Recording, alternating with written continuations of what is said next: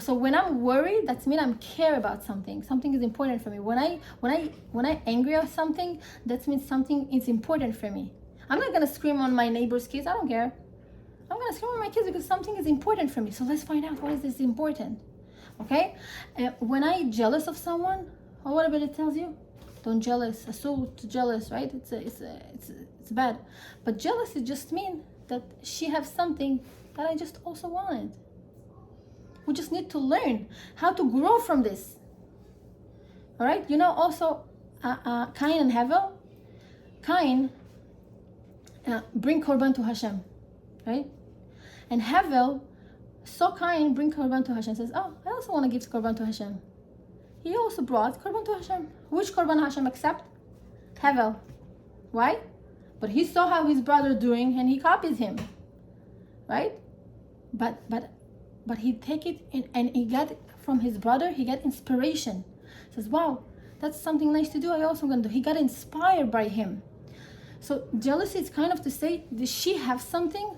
Okay, she can be my inspiration, because if Hashem show you something that somebody else have, that's mean if you see it, that's mean you also can have it, because not everybody see it. And you have the opportunity to see somebody that somebody have, and you, that's mean you also, your neshama says, I also can have it. Just find a way. Find your own way to find it. But what happened in Cain, when he jealous on his brother, in Hevel, because he has two sisters. When Hevel was born, he has two sisters with him. And when Cain was born, he had one sister with him. So he started jealous that his brother has two sisters, because they married with their wives, like kind of like he has two wives and he has one wife. He jealous, and because of his jealousy, what he did? He killed him. He took the jealousy to a very extremely way. I cannot live this life with if he's better than me. Understand? So that's kind of jealousy can kill. But we just need to learn how to inspire. If somebody has something, just ask, okay, if she have it, how can I also have it? What can I do in my life? How it can benefit my life so I can have it also? And just focusing on you, but there is a way to do that in a healthier way. So if someone, if you're sad about something, if you're feeling sad, what everybody teaches, avoid it. Don't be sad. Asur to be sad. If you're sad, you don't believe in Hashem. Did you ever heard about this types of sentence? You're not allowed to be sad. Hashem doesn't like to be sad. Every feeling that we feel have a message for us. They are here for us to send us a message. I feel, all right. What everybody teaches? Don't feel. Push it away. Ignore it. Somebody did for you something that you don't like. Whatever. Don't make a big deal of everything. Huh? Leave it up to God. Really? Yeah. No. Be positive. I hate when people say be positive. But you have to feel whatever you're feeling. You're right. You have a feeling, and the same thing we do to our kids. He upset, but that his brother didn't took his candy and says, "Yalla chai, I'm gonna give you one more candy." No, that's not how we handle things. Okay? Because this is the way that we were treated. But we are here in this generation. Once you hear this information, that means it's a time to grow. It's time to learn. And Hashem give me this knowledge so I can teach others. And first of all, I help myself so much. Like, I can't even explain to you how it's so different. And on one side, so when something sad happened, yes, you need to be sad. It's okay to be sad. Once you just let this feeling feel, you learn how to do that, okay? You learn how to feel the feeling and let it go. Because when you're fighting with this, what's going to happen? It's going to catch you later, but much stronger. And when we don't pay attention to the sadness, to the feeling, it's built up, and became anxiety. You understand? That's how it's happening. Once we learn how to listen to this sadness, it's like a little child knocking on your door. If you're not going to open, what are you going to do? Mommy, mommy, mommy, mommy, mommy. When your child bothering you, what are you gonna leave? Gonna boom, boom, right? Until you open the door, until you listen. That's when anxiety comes. Anxiety is the result of you disconnecting from yourself. didn't listen to your intuition, didn't listen to your guidance. I'm not saying that it's you have to be sad and make drama, but if you feel something, let yourself feel it. Wow, I feel some like neglect right now. It's hard for me. So feel it. That there is a process how to do it. Okay? But because if you're always blocking yourself, not to get offended, not to get upset, not to get angry, you're blocking yourself those feelings, but you're also blocking from yourself of being happy, excited. Once you're blocking yourself, also the happiness is very small. Also the excitement is very small. Also the joy, feeling of joy. It has to be something extremely for you to feel the joy. Okay? So that once we learn to clean our energy system from, I feel sad, I'm sad, but depend how, right? There is a way to do that. I feel angry. Oh yeah, I feel angry right now. Okay, so that's okay. That's okay. We just need to learn how to work with this, because this is just a feeling. You know how long a person can be, if he's sad, how long it takes him to come back himself? How long it takes you to come back yourself after you're sad? An hour. It could be a few minutes, could be, it depends. Depends on the situation. Depend. It could take also days, weeks, right? Because once you're trying, it takes weeks. You know why? If you're trying to push it away, pretend like, okay, whatever, never mind. Okay, whatever, never mind. It's gonna eat your brain. Weeks. It can take weeks. That's how the anxiety starts. That's how anxiety starts. It can take.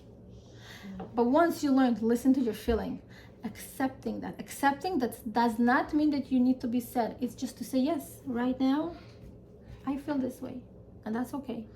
Not to be scared. People are afraid of feeling, because feeling bad feeling, people scared of this. They don't want to feel it. They rather to run away from this. So our subconscious mind does not understand the no. Okay, does not understand no. If you're gonna say I don't want, always people focusing on what they don't want. I don't want to be fat, I don't want to be angry, I don't want to be upset, I don't want to be, they focusing on what they want. I don't want to be, they don't focusing on whatever they want. Okay, because if I'm gonna tell you, don't think about elephant, what's the first thing you think? Elephant. Our subconscious mind does not understand the difference between imagination and reality. And what's the proof is, if I will put for you glasses, okay, you know those people that put and they see some movie and they feel like streaming, that they actually feel that they almost fall. They actually feel that they are there, but the reality it's nothing there, right? But their subconscious mind visualize whatever they see right now like it's really happening. So he doesn't have the difference. He doesn't see the difference between reality and imagination. So that's why when we want something, we need to say, what do I want?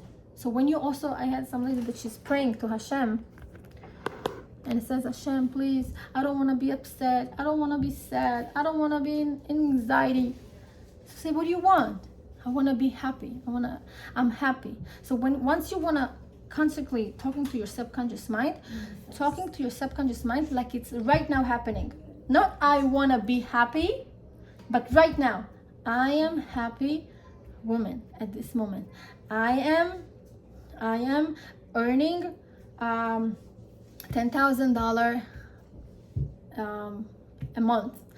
I am right now, like it's happening now. And once you read this, that's, you need to wash your subconscious mind with those positive affirmations, like it's happening now. If you want to lose weight, no matter what the goal is, you want to lose weight, okay? So it just says, I am, my weight is whatever you want. You need to say whatever you want to happen. So and one more thing that the subconscious mind does not, that he works through vibration. Once you close your eyes, right? And once we want to work on our goal, you closing your eyes, and the world accepting you with vibration. Whatever vibration you bring to the world, that's what you're gonna get back. So if my vibration is anxiety, worry, fears, and all these vibrations, so it affects my emotion, right? Emotionally, and that's the vibration that I send to the world, and that's what I'm gonna get back. But if I am working on my vibrations of being in a place of thank you, in a place of forgiveness, you know how many people don't forgive, and this anger that they're holding, you need to learn how to forgive. It's not just to say I'm sorry. Even some people that they are ask forgiveness, but you feel inside you can't forgive because you're so hurt.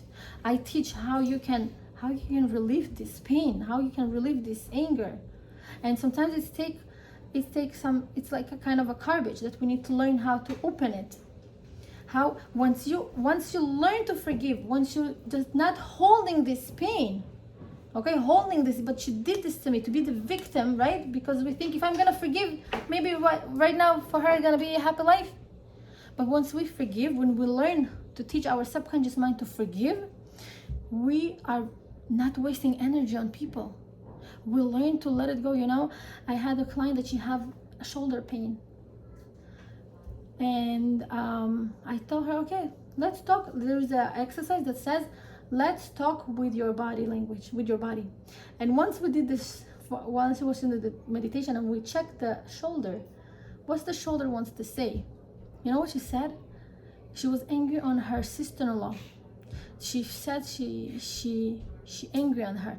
She put like in her back, like stitch her, you know? And the pain that she said, also it's a sharp pain, like a knife. Who put you this knife? She says, my sister-in-law, behind my back. And because she take it so hard on her body, she start feeling this shoulder pain. Once she forgive her and let it go, her pain disappear. Can you imagine? Can you imagine? It's amazing. She said, Diana, I am going like 3 years for physical therapy. It just get worse. Because it's also emotionally. It's not only physically. Once she did her healing, she forgive her. She learned how to do that. Not just forgive her. It doesn't work like that. It's how to forgive. How to let this anger out. There is a way to do that. That's what I'm doing. Because for me, to give for people their life back to themselves, with this energy, with this happiness, with the be of who they are, without feeling, as she said, always when she see her sister-in-law, she was like always closing up. She cannot be herself. She feel weird. She feel angry. She can't smile. She feel like she always catching her all the time. Like, this is very horrible feeling because she see her all the time in Shabbatot, in Chagim, in the synagogue, like she can't. Since then, when her husband invites his brother, now she's not talking to her like hi, like pretending like she's her friend. She says, Diana, I'm like, she's there, she's not there, it's not bothering me, I don't care. She says, yes, that's the sign that you're healing. That's the sign that you forgive. It's just, wow. You know, it's just to bring back to the person his life back.